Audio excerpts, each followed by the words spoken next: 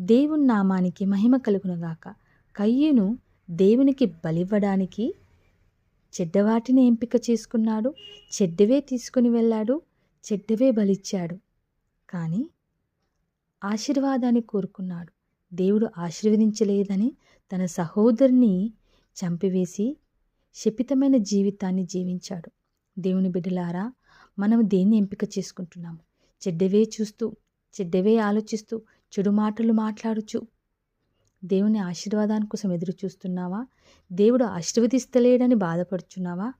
దేనిని ఎంపిక చేసుకుంటున్నావో, దేనిని చూస్తున్నావో, దేనిని తలంస్తున్నావా? ఒక్కసారి ఆలోచించు.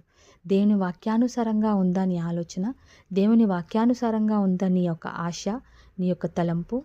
ఒక్కసారి ఆలోచించి నీ ఎంపికను నువ్వు చూస్ చేసేదాన్ని సరైనది చేసుకోమని దేవుడు ఈరోజు మనతో మాట్లాడుచున్నమాట. దేవుడు ఈ మాటను మనందరి ఆత్మీయ మేలును బట్టి దీవించునుగాక. Amen, amen, amen.